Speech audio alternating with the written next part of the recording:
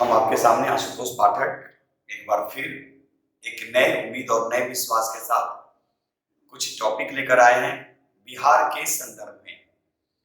बिहार के संदर्भ में कहने का मतलब है कि आज जो हम आपके सामने जो रखेंगे कुछ क्वेश्चन या फिर कुछ ऐसे पर्सन से संबंधित जो बिहार के एग्जाम में काफी महत्व रखते हैं।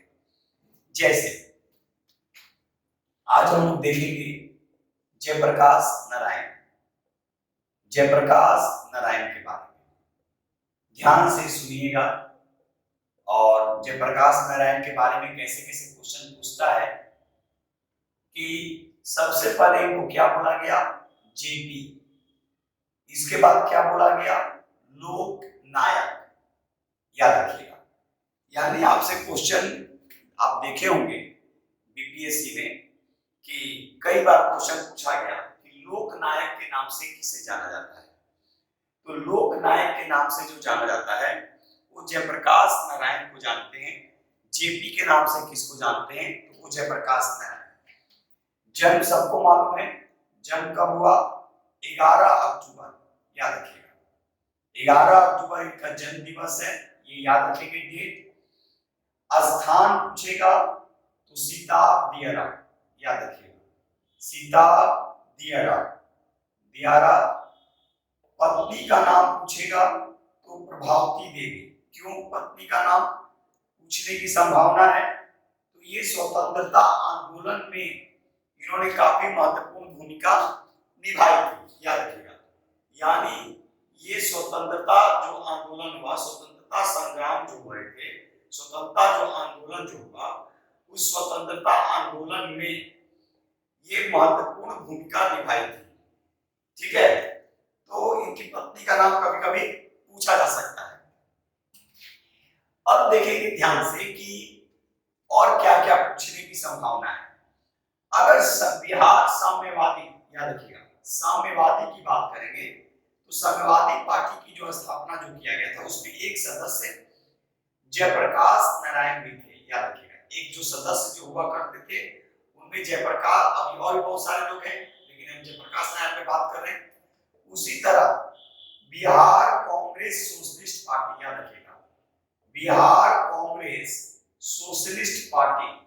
तो बिहार कांग्रेस सोशलिस्ट पार्टी के जो संस्थापक जो थे वो जयप्रकाश नारायण तो थे ही, एक और नाम आप याद रखिएगा, आचार्य नरेंद्र देव। अब क्यों अभी हम बोले आपको यहाँ पे आचार्य नरेंद्र देव, तो ध्यान से सुनिएगा। आचार्य नरेंद्र देव जो थे ये बिहार कांग्रेस सोशलिस्ट पार्टी के अध्यक्ष थे और महासचिव जो थे बिहार कांग्रेस सोशलिस्ट पार्टी के, ये महासचिव थे। महासचिव कौन, जयप्रकाश नारायण।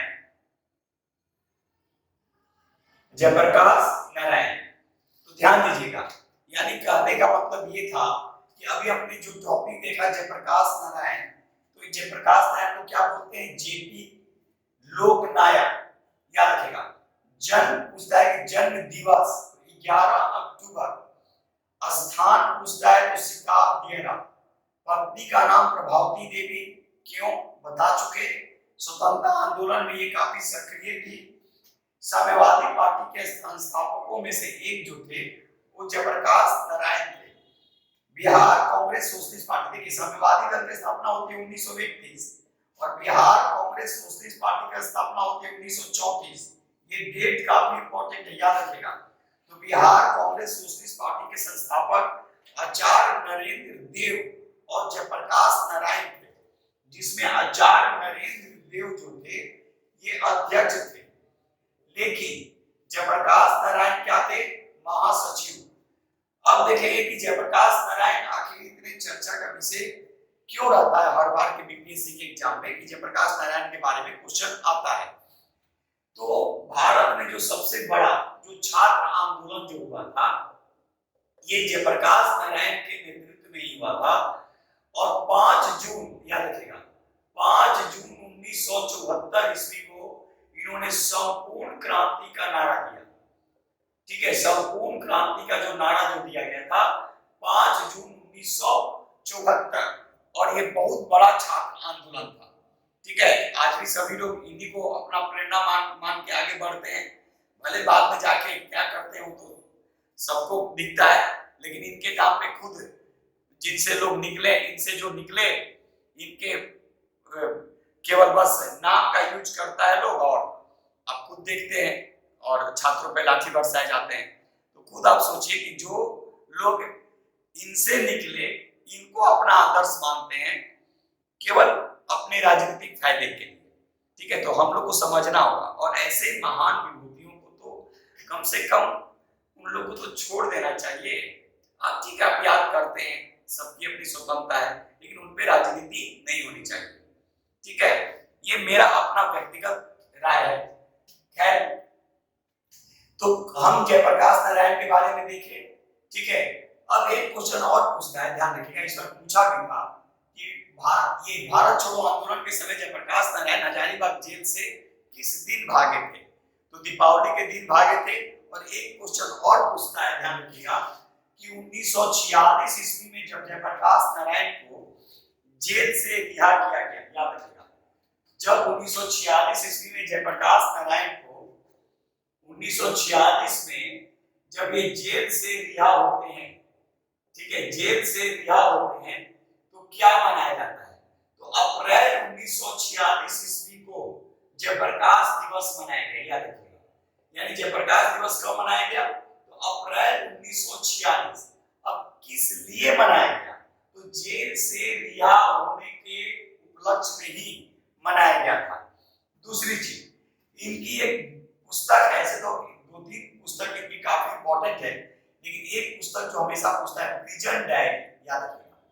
तो प्रिजन डायरी जो लिखा गया है, ये प्रिजन डायरी जो लिखा गया है, ये जयप्रकाश नारायण के द्वारा ही लिखी गई किताब है, लिखी गई पुस्तक है।